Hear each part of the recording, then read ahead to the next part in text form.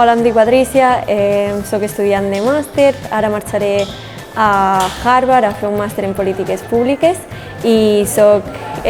vaig estar aquí a la 26a promoció de l'Escola Andorrana de Batxillerat. Primer, la més gent, els amics, que al final són persones que, tot i que no ens veiem gaire, perquè cadascun estan estudiant a llocs diferents, al final sí que ens juntem a l'estiu. Totes les presentacions orals que vam fer a batxillerat, que sí que són coses que després a la uni i si teniu projectes professionals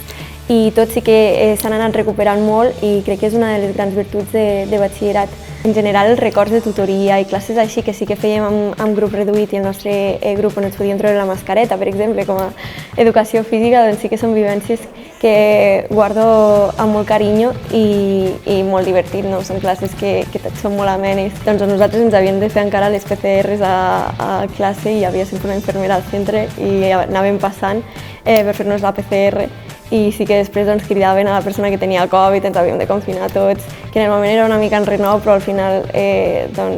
guardem aquest record que no necessàriament és negatiu, sinó que és una experiència més, una vivència.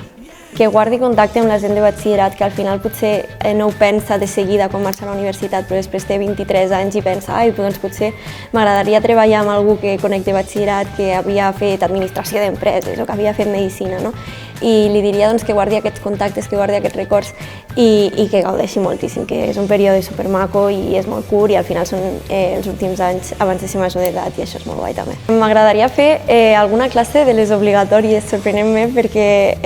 català, anglès, filosofia, perquè guardo molt bon record dels professors d'aquestes classes i també del meu grup amb els que fèiem obligatòries i tinc molt bons amics que encara ens portem avui en dia i al final sempre ens seiem junts i tot.